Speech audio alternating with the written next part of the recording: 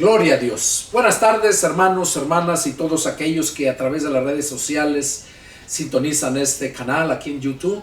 Sean todos bienvenidos. Soy el pastor y evangelista Pedro Delgado y vamos a continuar con los estudios parafraseando el Nuevo Testamento. Vamos a continuar con el capítulo, el estudio número 14 y vamos a empezarlo en el capítulo 14. Vamos a dar inicio a la lectura y a adentrarnos a esta palabra. Capítulo 14 de Romanos y el estudio número 14. Dice así la palabra del Señor. Reciban al débil en la fe, pero no para contender sobre opiniones, porque uno cree que se ha de comer de todo, otro, que es débil, come legumbres. El que come no menosprecia al que no come, y el que no come no juzgue al que come, porque Dios le ha recibido. ¿Tú quién eres que juzgas al criado ajeno? Para su propio Señor está en pie o cae, pero estará firme, porque poderoso es el Señor para hacerle estar firme. Uno hace diferencia entre día y día, otro juzga iguales todos los días. Cada uno esté plenamente convencido en su propia mente. El que hace caso del día, lo hace para el Señor, y el que no hace caso del día, para el Señor no lo hace. El que come, para el Señor come, porque da gracias a Dios, y el que no come, para el Señor no come y da gracias a Dios, porque ninguno de ustedes vive para sí y ninguno muere para sí. Pues si vivimos, para el Señor vivimos, y si morimos, para el Señor morimos. Así pues, sea que vivamos o que muramos, del Señor somos. Bueno, aquí Pablo está hablando acerca de los hermanos que son débiles en la fe, los más nuevos, o muchas veces no los más nuevos, sino aquellos que tienen ya años pero nunca han madurado, se les nombra que están débiles. Y aquí les estaba diciendo Pablo a los hermanos más maduros que recibamos al débil en la fe, pero no para contender sobre opiniones. Dice, y habla acerca de la comida, porque unos que no se debe de comer carne de puerco, que no se debe de comer ciertas cosas. Y aquí Pablo nos está diciendo que el que come, para el Señor come, y el que no come, para el Señor no come. Y que no menospreciemos, que nadie menosprecie al que come, porque Dios le ha recibido. Hay un pasaje ahí donde el Señor Jesús dijo bien claro que no es lo que entra por la boca lo que contamina al hombre, sino lo que sale de la boca. Eso es lo que contamina al hombre. Entonces, da a entender que todo lo que podemos comer, todo lo podemos comer, porque por medio de la oración se santifica el alimento. Dice, y que no debemos de juzgar el que come o al que no come, burlarse de él, no. Dice que cada uno en su fe. Si para ti es pecado comer carne, por decirlo así, pues para ti es pecado porque esa es tu fe. Tú crees que es pecado, para ti lo es. Pero cuando analizamos la Escritura, nos damos cuenta que tanto el que come como el que no come, a todos nos ha recibido el Señor. Porque no es la comida la que nos va a llevar a la salvación, sino que la fe es la que nos lleva a la salvación. Y aquí Pablo estaba diciendo a los cristianos maduros de ahí de la iglesia de Roma que no juzguen al débil en la fe. Dice, porque uno hace diferencia entre día y día, otro juzga iguales todos los días. Cada uno esté plenamente convencido en su propia mente. O sea, que cada uno esté convencido en su propia mente, o sea, su propio criterio, ¿verdad? Su propia fe. El que hace caso del día, lo hace para el Señor. Y el que no hace caso del día, para el Señor no lo hace. O sea, aquí está hablando, por ejemplo, ya ven, hay una religión, varias, pero una de ellas específicamente que se les conoce como los sabadistas, que el nombre verdadero es Iglesia Adventista de los Santos de los Últimos Días. Y eso se les conoce como sabadistas porque no comen carne de puerco, no trabajan el sábado. Según ellos viven bajo la ley. Y aquí a eso está hablando Pablo, que acerca de la comida. Dice, el que come para el Señor come, porque da gracias a Dios. O sea, cuando recibe el alimento, ora a Dios, y por medio de la oración se santifica el alimento y le da gracias a Dios, el que come. Y el que no come, para el Señor no come. O sea, el que no come carne, no come, para el Señor no come, porque para él es pecado, si come esa carne. Entonces, si no la come, para el Señor no la come. Y glorifica a Dios también. Por eso dice, el que no come, para el Señor no come, y da gracias a Dios. Porque ninguno de ustedes vive para sí, y ninguno muere para sí. O sea, ninguno vive para uno mismo aquí en esta tierra. Vives para otros. Vives para tu esposa, vives para tus hijos, vives para agradar a tus padres. No vives para ti mismo. Y es lo que está diciendo aquí, que ninguno de ustedes vive para sí y ninguno muere para sí. O sea, tú no vas a morir, dejar todas las cosas del mundo para vivir, para darte gusto a ti mismo. No mueres para ti. Tienes que morir para el Señor. Tienes que morir para todas las cosas del mundo que desagradan al Señor. Por eso dice aquí que ninguno vive para sí y ninguno muere para sí. Entonces, y lo confirma aquí en el verso 8, donde dice, pues si vivimos para el Señor vivimos, y si morimos para el Señor morimos. Así pues, sea que vivamos o que muramos, del Señor somos. Entonces, sea que vivamos o sea que muramos, cuando ya nos hemos convertido a Cristo, vivimos para el Señor y somos del Señor. Y así pues dice, sea que vivamos o que muramos, del Señor somos. Porque Cristo para esto murió y resucitó y volvió a vivir, para ser Señor así de los muertos como de los que viven. Oigan, dice, porque Cristo para esto murió y resucitó y volvió a vivir, para ser Señor así de los muertos como de los que viven. Cuando habla para ser Señor de los muertos, no se está refiriendo al mundo. No se está refiriendo a los muertos que ya murieron literalmente. No. Aquí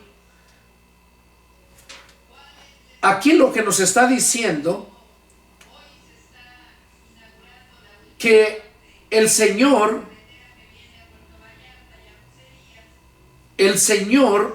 es para ser Señor, murió y resucitó, dice, y volvió a vivir, para ser Señor, así de los muertos como de los que viven. Cuando habla de los muertos se refiere a aquellos hermanos que ya murieron, ya partieron de esta vida, y el Señor es su Señor. A eso se está refiriendo, para ser Señor, dice, así de los muertos, los que ya murieron y se fueron con el Señor, como de los que viven. de los que vivimos que somos del Señor. Si somos del Señor es porque Él es nuestro Señor. Y aquí lo que está diciendo Pablo es precisamente que nosotros como cristianos debemos de morir para el mundo y vivir para Dios, así como Él murió para nosotros darnos vida. Dice el verso 10, pero tú, ¿por qué juzgas a tu hermano? O tú también, ¿por qué menosprecias a tu hermano? Porque todos compareceremos ante el tribunal de Cristo. Oiga, qué tremendo está aquí, ¿eh? Dice, pero tú, ¿por qué juzgas a tu hermano? Nosotros debemos de juzgar al hermano, pero no para condenar, sino para edificar. Sí podemos. Allá el Señor Jesús mencionó en los evangelios, donde dice que no juzguemos para que no seamos juzgados. Pero se está refiriendo a que aquella gente que empieza a juzgar para dañar, para destruir, no para edificar. Eso a Dios no le agrada, que estemos juzgando a la gente. Por eso les dijo a los fariseos, hipócritas, dice, ustedes que juzgan a otros, ¿por qué no se condenan a ustedes? Ustedes se condenan a ustedes mismos. Entonces aquí nos está diciendo a nosotros que no debemos de juzgar al hermano o menospreciar al hermano. Muchas veces aquellos hermanos que son ricos, que tienen todo, hacen ver menos a los humildes, a los que van con vestidura más humilde. Muchas veces ellos van presumiendo y todo, y no debe de ser así. Qué bueno que si tienes dinero y te puedes comprar cosas buenas, no es malo, no pecas. Lo malo es cuando lo compras fiado, que no tienes a crédito y que no tienes dinero para pagarlo, y aún así lo compras para presumir, para ser una persona arrogante. Eso es detestable ante Dios. No porque peques porque te compres cosas buenas, sino te las puedes comprar y ser humilde. Y por eso dice aquí que no debemos de juzgar al hermano, ni menospreciarlo. Y aquí dice el por qué, oigan.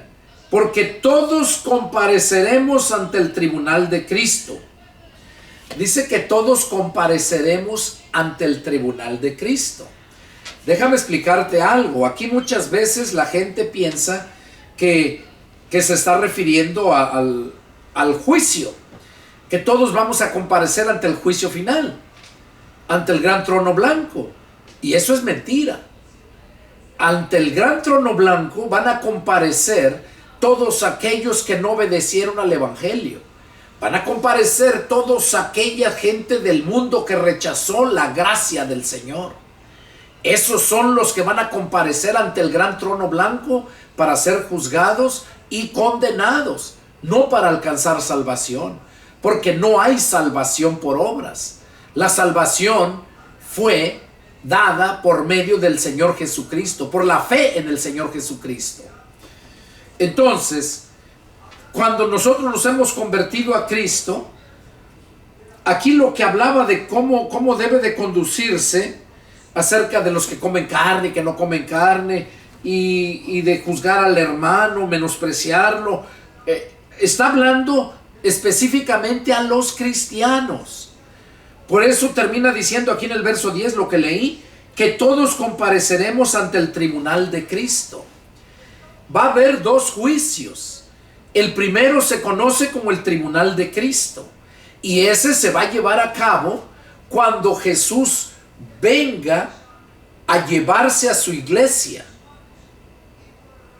en el arrebatamiento, que se le conoce como el arrebatamiento. Allá en 1 Tesalonicenses 4:13 en adelante, ahí habla acerca del arrebatamiento. Entonces, cuando Jesús venga a arrebatar a su iglesia, a llevarse a su pueblo, En ese momento se le conoce como el arrebatamiento. Y cuando nos reunimos, porque dice que Jesús viene en una nube y se queda allá en la nube, y que todas las almas de los hermanos que ya murieron y que están en la presencia de Dios, sus almas, dice que todas esas almas vienen con Él para tomar cuerpo.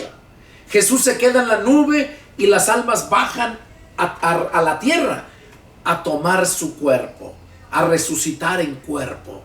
Entonces ya cuando resucitan en cuerpo, ya luego nosotros, los que estemos vivos, dice que seremos transformados y arrebatados. Cuando llegamos allá con Él en el cielo, allá se le conoce como las bodas del Cordero. Es cuando Cristo se casa con su iglesia. Y allá, el tiempo que vamos a estar allá, mientras aquí está el gran sufrimiento, la ira de Dios aquí en la tierra, allá nosotros vamos a estar celebrando las bodas del Cordero. Allá vamos a estar también, vamos a comparecer ante el tribunal de Cristo, allá arriba. ¿Para qué? No para condenación, sino para que cada uno reciba el galardón o el premio, la recompensa por todo lo que hayamos hecho para la gloria de Dios mientras estuvimos aquí en la tierra. Ese es el fruto. Dios nos va a pagar por lo que hagamos, y es cuando vamos a comparecer ante el tribunal de Cristo, no para condenación, sino para recibir los galardones. Miren lo que dice: porque todos compareceremos ante el tribunal de Cristo, porque está escrito: vivo yo, dice el Señor, que ante mí se doblará toda rodilla y toda lengua confesará a Dios, de manera que cada uno de nosotros dará a Dios cuenta de sí. Oiga, de manera que cada uno de nosotros dará a Dios cuenta de sí. O sea, allá vamos a comparecer en el trono blanco, pero como digo, no para condenación. Dice que nosotros nos va a dar a Dios, vamos a dar a Dios cuenta de sí, de cada uno, de todo lo que hicimos aquí. Así que ya no juzguemos más los unos a los otros, sino más bien decidid no poner tropiezo u ocasión de caer al hermano. O sea, que no estemos juzgando a los hermanos, ni poniéndoles tropiezo u ocasión de caer, dice. Ya no juzguen más los unos a los otros. O sea, eso del juzgar a los demás es condenado por Dios. Y por eso nos dice esto Pablo aquí en la carta a los Romanos. Sigue diciendo, verso 14: yo sé y confío en el Señor Jesús, que nada es inmundo en sí mismo, mas para el que piensa que algo es inmundo, para él lo es. Pablo está diciendo aquí que nada es inmundo en sí mismo. O sea, nada hay que sea inmundo, o sea, apartado del mundo en sí mismo, en uno mismo, porque nadie quiere reconocer cuando está mal. Pero cuando el Espíritu Santo nos convence, es cuando entonces actuamos y procedemos al arrepentimiento. Pero aquí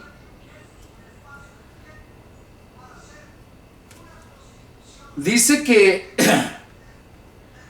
dice: yo sé y confío en el Señor Jesús, que nada es inmundo en sí mismo, mas para el que piensa que algo es inmundo, para él lo es. O sea, si una persona piensa que algo es inmundo de lo que él tiene o lo que hace, para él lo es, porque dice que nada es inmundo en sí mismo.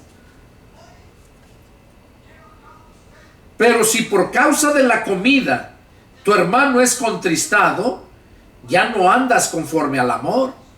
O sea, si por causa de la comida, o sea, que te estés burlando del hermano que come carne, y a ti te enseñaron que no debes de comer carne, y te burlas de aquel hermano, déjame decirte que si aquel hermano es recién convertido, le vas a hacer tropiezo. Lo vas a hacer que quiera regresar al mundo. ¿Por qué? Porque es débil en la fe. Y tú vas a ser responsable por eso ante Dios. Por eso dice aquí que no hagas por causa de la comida que contristes al hermano. Y si lo haces, ya no andas conforme al amor. O sea, ¿dónde está el amor para los hermanos? No hagan que por la comida tuya se pierda aquel por quien Cristo murió. O sea, no hagas que por la comida tuya, porque tú sí comas carne y aquel no, te burles de aquel o que aquel se burle de ti. Dice, no hagas que por la comida tuya se pierda aquel por quien Cristo murió. No sea pues vituperado vuestro bien, porque el reino de Dios no es comida ni bebida. Oiga, para entrar al reino de Dios no es comida ni bebida, no es basado en eso. No, es basado en la fe. Y el reino de Dios es gozo, es alegría. Dice, porque el reino de Dios no es comida ni bebida, sino justicia, paz y gozo en el Espíritu Santo. Ese es el reino de Dios. Cuando estás en el reino de Dios, cuando estás dentro del reino de Dios, tienes paz, tienes gozo y eres justo. Y si no están esos tres calificativos, entonces quiere decir que no eres cristiano. Nunca has nacido de nuevo. ¿Por qué? Porque estos son los atributos que nos da el Espíritu Santo cuando nos hemos convertido. Nos da el gozo, nos da la paz. ¿Y cómo no vamos a tener la paz si Cristo es el príncipe de paz y Él reina en nuestros corazones? Por eso Jesús se le conoce como el príncipe de paz. Porque el que en esto sirve a Cristo agrada a Dios. Dice que cuando nosotros servimos a Cristo con justicia, con paz y con gozo, que si en eso servimos a Cristo, agrada a Dios. Y es aprobado por los hombres.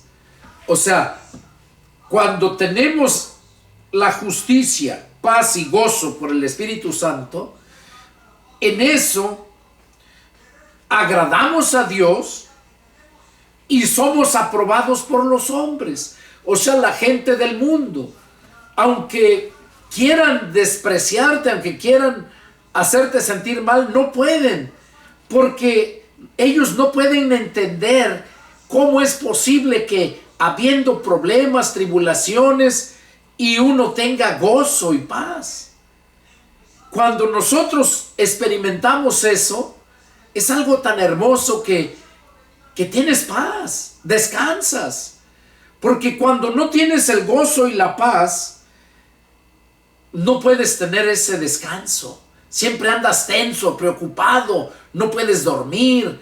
Cuando no tienes trabajo, cuando no hay dinero, cuando vienen problemas para todos, tanto cristianos como no cristianos. La Biblia dice que es necesario que a través de muchas tribulaciones entremos al reino de Dios. Entonces, cuando estamos pasando por esas tribulaciones, nosotros como cristianos no nos preocupamos. No nos preocupamos, sino nos ocupamos de ser justos y nos ocupamos de disfrutar el gozo que nos da el Señor y la paz que sobrepasa todo entendimiento. Por eso es que no lo pueden entender el mundo. Cuando uno en momentos de angustia y tribulación tenemos paz y tenemos gozo. Así que sigamos lo que contribuye a la paz y a la mutua edificación. Pablo nos está invitando, estimulando a que sigamos lo que contribuye a la paz. Todo aquello que lleve a la paz es lo que nosotros debemos de contribuir. y a la mutua edificación. Nosotros estamos para edificar, no para destruir. Y eso es lo que nos está diciendo Pablo aquí en esta lectura. No destruyas la obra de Dios por causa de la comida. O sea, no destruyas la obra de Dios por causa de la comida. O sea, que estés aferrado a que aquellos están mal porque no comen carne de puerco, o porque comen, o porque toman café, coca, todas esas cosas que les prohíbe la religión. Dice, no destruyas la obra de Dios por causa de la comida. Todas las cosas a la verdad son limpias. Oiga lo que está diciendo Pablo aquí, que todas las cosas a la verdad son limpias, pero es malo que el hombre haga tropezar a otros con lo que come.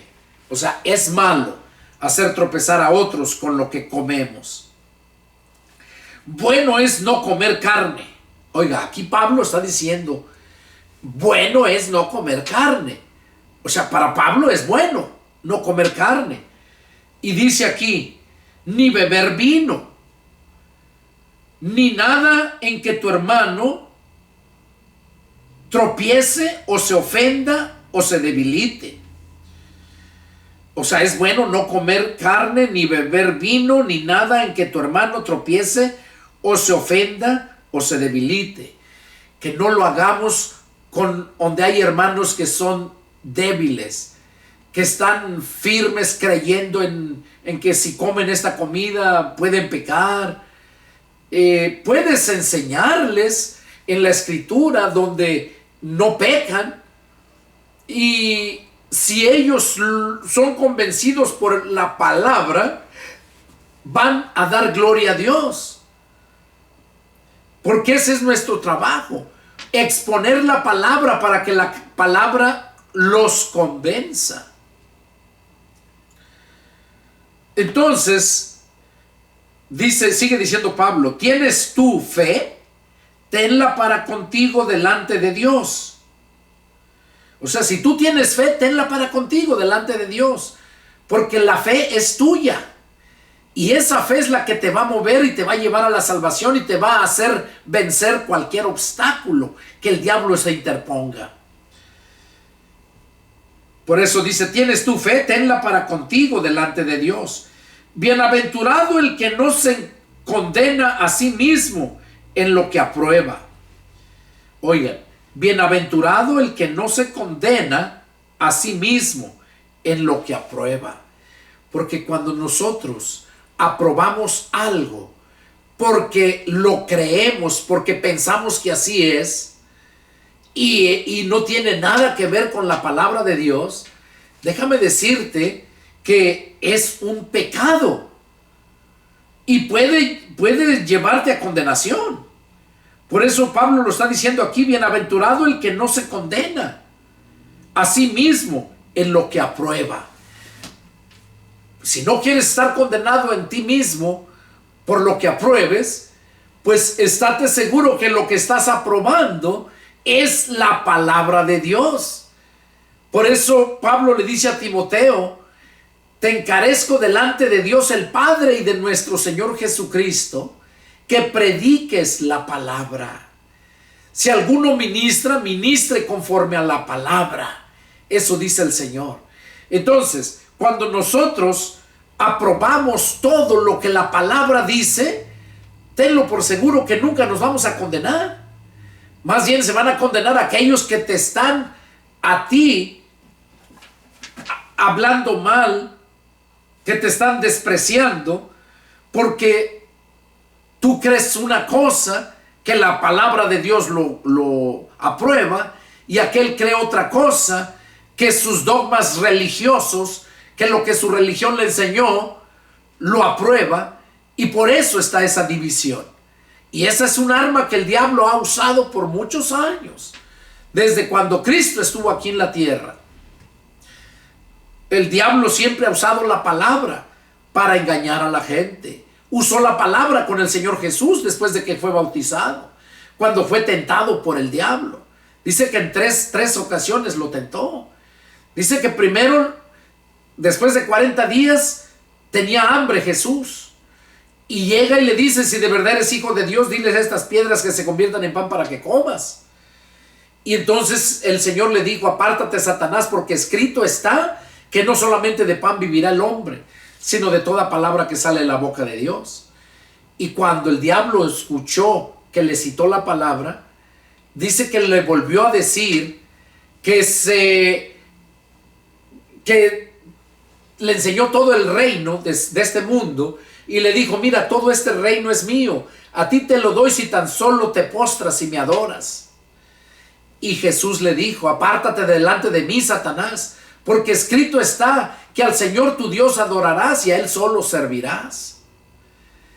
Entonces, cuando la segunda vez le vuelve a aceptar la escritura al Señor Jesús, al diablo, y eso es lo que todos cristianos debemos de hacer, mostrarle al diablo con la escritura lo que dice, y el diablo va a salir huyendo, porque la palabra de Dios es luz, es verdad, y el diablo vive en tinieblas, es el padre de las tinieblas, en la oscuridad y la mentira. Él es el padre de la mentira.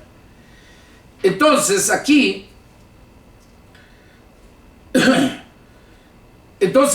Pablo, cuando vuelve el diablo escuchó que le citó la palabra, dice que entonces lo llevó a la parte más alta del pináculo del templo y le dijo, mira, lánzate de aquí, pues escrito está que a sus ángeles enviará para que tu pie no tope con piedra. O sea, el diablo le dijo que se lanzara de la parte más alta del templo, se lanzara al abismo. Dice, porque escrito está que a sus ángeles va a enviar para que tu pie no tope con piedra. ¿Qué estaba haciendo el diablo? Usando la Biblia para hacerle creer a Jesús que si se aventaba, estaba escrito que Dios iba a enviar a sus ángeles para que no cayera en el piso Jesús. Y allí fue cuando Jesús le citó el contexto. El diablo estaba sacando de contexto ese texto.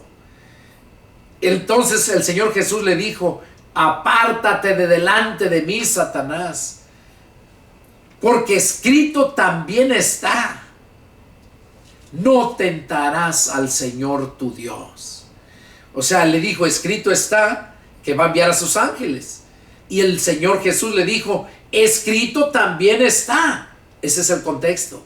No tentarás al Señor tu Dios. Una cosa es que Jesús, andando en la parte alta del templo, se cayera, y otra cosa es que se aventara para ver si de verdad mandaban los ángeles para salvarlo. Entonces es ahí la diferencia. El diablo sabe Biblia, pero la sabe torcida, la tuerce para engañar a la gente. Y esa es la estrategia de todas las religiones, porque son influenciadas por el diablo. Y no me importa, me pongas like o no me pongas like, no me importa si te gusta o no te gusta. Eso es lo que dice la palabra. Jesús mismo les dijo a los fariseos que eran unos hipócritas, que ellos iban en busca de un prosélito y finalmente lo hacían 2 veces más hijo del infierno que ellos.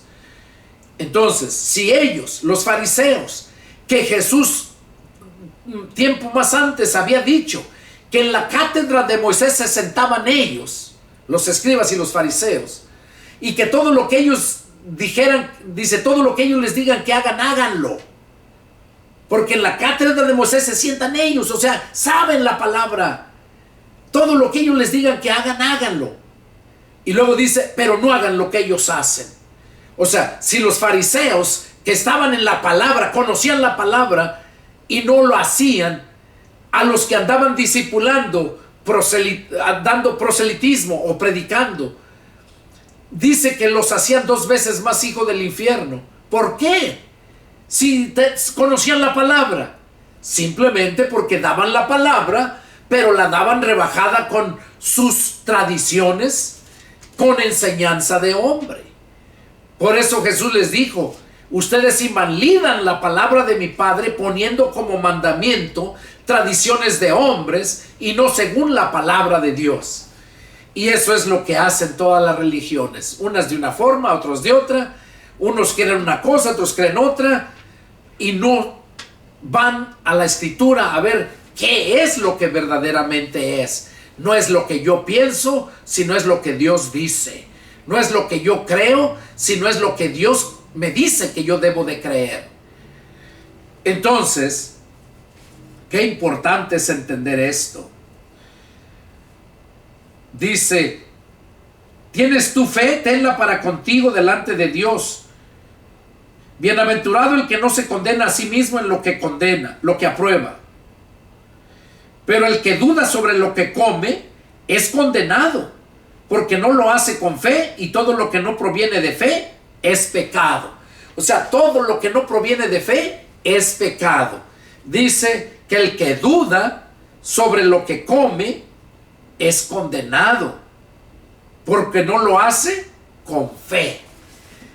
O sea, cuando una persona no está seguro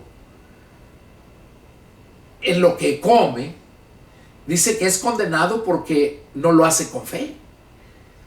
Pero si tú comes y estás seguro de que no es pecado, pues no es pecado, porque eso es fe. ¿Qué es fe? Son sinónimos de certeza, seguridad, convicción de algo que no se ve, pero que se está esperando. Eso es fe. Entonces, si nosotros sabemos que si comemos carne no es pecado, no es pecado. No es pecado. Fíjate, por ejemplo, hablando de la carne, vamos a ver lo que nos dice aquí Pablo mismo a la carta a los Corintios. En Primera de Corintios 10:25, miren lo que dice, lo voy a leer, y va en base a lo que estamos hablando acerca de la carne acá en Romanos. Primera de Corintios 10:25 dice así: de todo lo que se vende en la carnicería, coman sin preguntar nada por motivos de conciencia. De todo lo que se venda en la carnicería, dice, coman sin preguntar nada por motivos de conciencia, porque del Señor es la tierra y su plenitud. Del Señor es la tierra y su plenitud. Entonces, aquí Pablo está diciendo que de todo lo que se venda en la carnicería, que lo comamos. Viene a mi mente, hace años, allá por el año 93, 94, yo recuerdo, fui a visitar a mi hermano en California. Fue al siguiente día, el año nuevo. Ya ven que el año nuevo pues es el 31 en la noche, ya cambia el año. Entonces yo fui al otro día, el día 1 de enero del 94. Me acuerdo que fui a visitarlo, y allá habían hecho carnitas, pozole con carne de puerco. Y llegué y pues me invitó a comer. Ahí vivía otras personas ahí. Entonces yo tenía mi Biblia y empecé a hablarle de la palabra de Dios. Y entraba una mujer que vivía ahí, le estaban rentando una recámara. Pasaba, iba a la cocina, luego regresaba, y oyendo que yo estaba predicándole a mi hermano y a mucha gente que estaba ahí. Y yo comiendo las carnitas, comiendo pozole. Y tanto no aguantó la mujer, y que se acerca y me dice: oiga, ¿le puedo hacer una pregunta? Le dije: dígame. Dice: ¿es cierto que en la Biblia dice que no se debe de comer carne de puerco? Así me hizo esa pregunta. Le dije, y me le quedé viendo, dije: esta es adventista, dije entre mí. Y me le quedé viendo y le dije: sí dice en la Biblia que no se debe de comer carne de puerco. Y ya nomás se me quedó viendo como diciendo: bueno, ¿y por qué estás comiendo? Entonces ya me quedé tantito, le dije que sí decía eso, y me quedé viendo a ver qué decía. Y enseguida que le digo: pero también dice que de todo lo que se venda en la carnicería, que lo comamos. Y que se me queda viendo y me dice: ¿a poco así dice en la Biblia? Que de todo lo que se venda en la carnicería. Sí, así dice, le dije. Le dije: ¿tiene Biblia? Dice, sí. Le dije, tráigala, le voy a enseñar dónde dice. Y se mete corriendo a su recámara y sale con la Biblia, la agarro, busco 1 Corintios 10:25 y se lo entrego. Le dije, léalo en voz alta, por favor, para que oyeran todos los demás, porque ella me preguntó delante de todos. Entonces ya cuando lo leyó, esta fue la lectura. De todo lo que se vende en la carnicería, coman sin preguntar nada por motivos de conciencia. Entonces ya que cuando lo leyó, le dije, ¿ahora qué me dice? Dice, oiga, pastor, ¿y entonces por qué mi pastor no nos enseña esto? ¿Por qué no, nunca? Aquí lo dice bien claro y nunca me lo habían enseñado. Le dije, porque usted vive, usted está en una religión. Usted no está en Cristo. Usted crea en Cristo, pero por medio de su religión, las enseñanzas que le da su religión. Le dije, pero la palabra es diferente. Le dije, ya miró aquí. A usted le enseñan que no se come carne de puerco. Le dije, sí, ese fue mandato para el pueblo judío únicamente, que no comieran carne de puerco, porque los puercos eran los que limpiaban la ciudad, eran sucios. Le dije, pero acá, ahorita los cerdos, hay granjas, los alimentan, los cuidan. Y Pablo lo dice bien claro ahí, que de todo lo que se venda en la carnicería, que lo comamos sin preguntar nada. Entonces, porque por medio de la oración se santifica el alimento. Más adelante lo dice. Entonces, ya fue cuando ella me dijo, me dio la dirección de mucha gente de ella, familia, para que los fuera a visitar allá a México, a predicarles. Y ya desde ese entonces dejó de ser adventista y empezó a creer en la doctrina de Cristo, no en la doctrina adventista. Entonces, qué bonito es entender la palabra de Dios. Por eso les digo, yo soy libre. El Señor me hizo libre de la religiosidad. Y te predico con una claridad, te predico con una convicción y no tengo temor de lo que digo. No tengo ningún temor. Y si yo te he dicho y le sigo diciendo, si alguno tiene una duda o alguno cree que yo estoy mal en algo, pues llámenme, comenten, échenme una llamada y con gusto aclaramos los puntos que ustedes quieran. Porque verdades, nada más hay una. Entonces, si algo no lo entiendes, háblame. Y si tienes alguna duda o quieres contender algún punto conmigo, con mucho gusto lo hacemos para la gloria de Dios, no para destruir, para edificar. Para eso es. Entonces, seguimos aquí. Por eso Pablo dice, pero el que duda sobre lo que come es condenado, porque no lo hace con fe, y todo lo que no proviene de fe es pecado. Así que los que somos fuertes debemos soportar las flaquezas de los débiles y no agradarnos a nosotros mismos. O sea, Pablo aquí lo está hablando bien claro, que los que somos fuertes debemos de soportar las flaquezas de los débiles. O sea, como te digo, si algo no entiendes o tú crees que estoy mal porque te enseñaron a ti de otra forma, simplemente llámame y vamos a aclarar. Te voy a enseñar dónde está lo que tú quieras saber, en la escritura, no en mi intelecto. No, yo estoy preparado intelectualmente para presentar defensa del evangelio, pero lo espiritual nos lo da el Señor a los que nos llamó, porque Él mismo dice que a sus siervos nos hace ministros competentes. A sus siervos. Nunca vas a sorprender a un siervo de Dios si eres un cristiano mediocre o nomás estás leyendo la escritura nomás para contender. A un verdadero siervo de Dios nunca lo vas a sorprender, porque siempre te va a poner en la verdad. Siempre. Cada uno de ustedes, de nosotros, agrade a su prójimo en lo que es bueno para edificación. Oiga, lo que está diciendo Pablo aquí, que cada uno de nosotros agrade a su prójimo en lo que es bueno para edificación.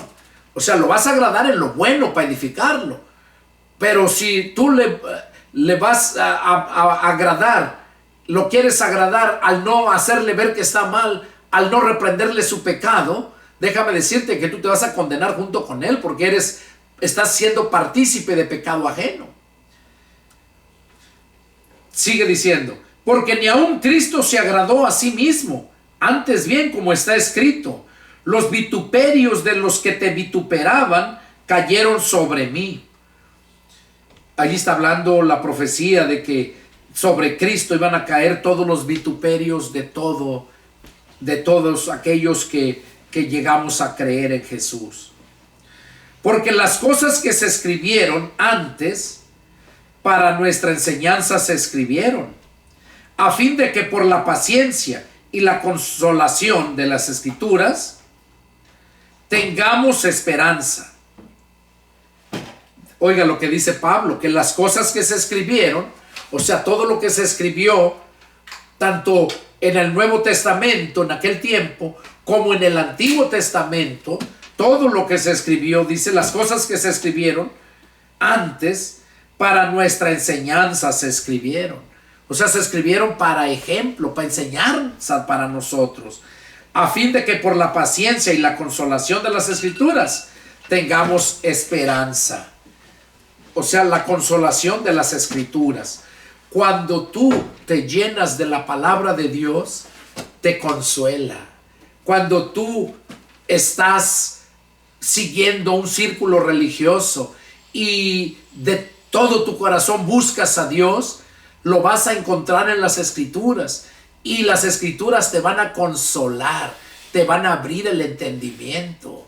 Por eso es importante. Por eso Jesús les dijo a los fariseos, ¿por qué no entienden mi lenguaje? Porque no pueden escuchar mi palabra. Porque mi palabra no haya cavidad en ustedes. De modo que cuando no tenemos la palabra morando en nuestro corazón, del alma, que es la mente, no vamos a poder nosotros hacer la voluntad del Señor. Sigue diciendo,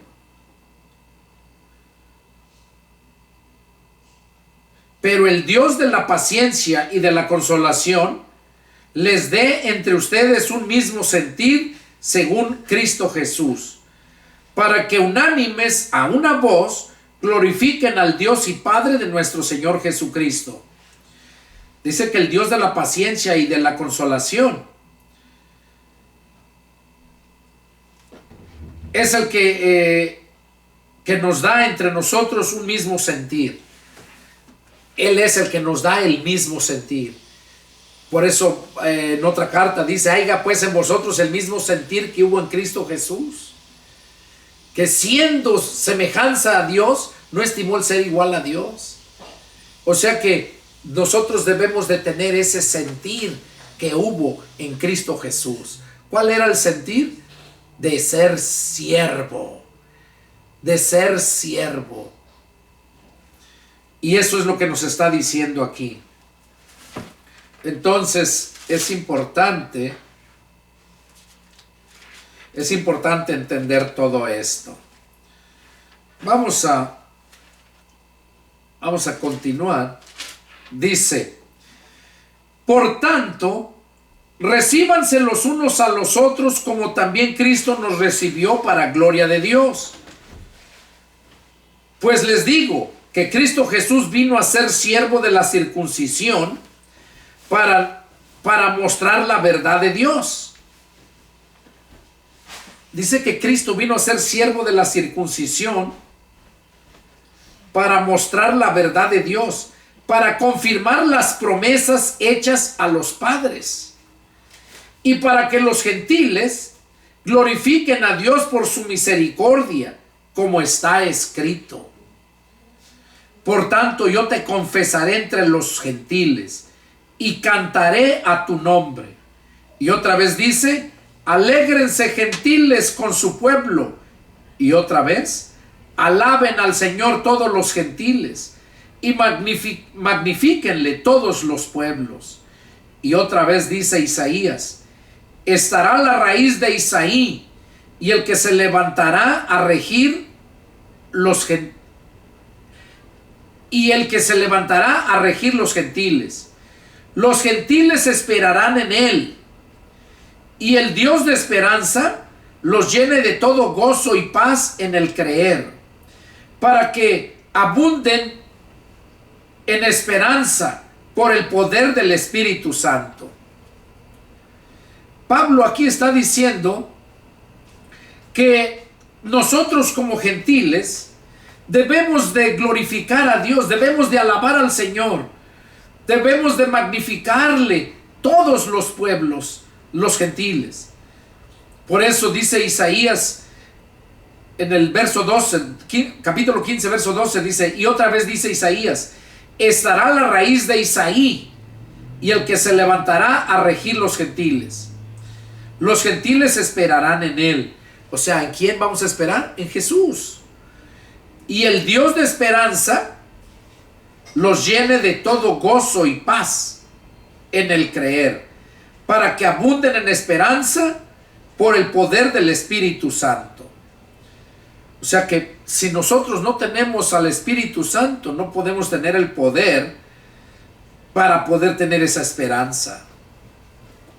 Y sigue diciendo Pablo, pero estoy seguro de ustedes, hermanos míos, de que ustedes mismos están llenos de bondad, llenos de todo conocimiento, de tal manera que pueden amonestarse los unos a los otros.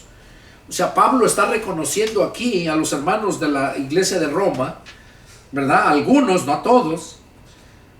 Dice que está seguro de que ustedes mismos están llenos de bondad.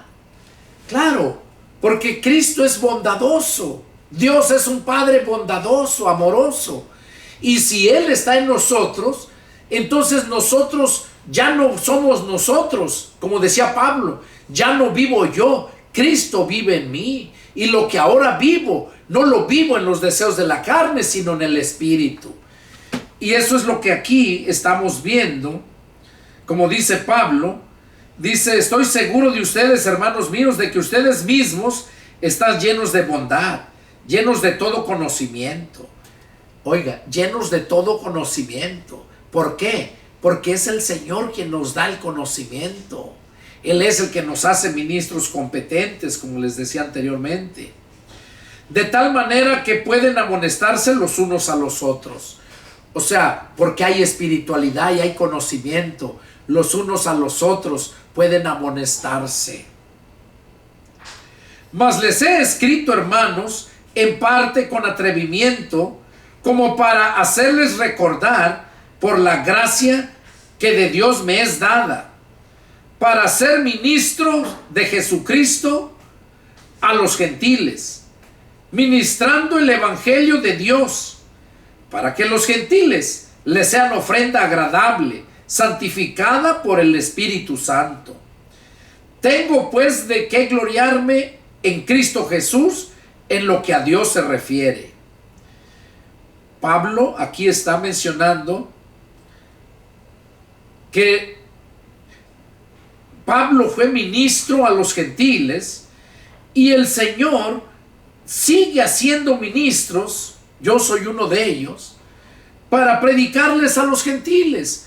Él no nos manda a predicarles a los judíos, nos manda a predicarles a los gentiles, para que los gentiles sean ofrenda agradable, santificada por el Espíritu Santo. Solamente el Espíritu Santo puede hacernos a nosotros una ofrenda agradable a Dios. Solamente el Espíritu Santo.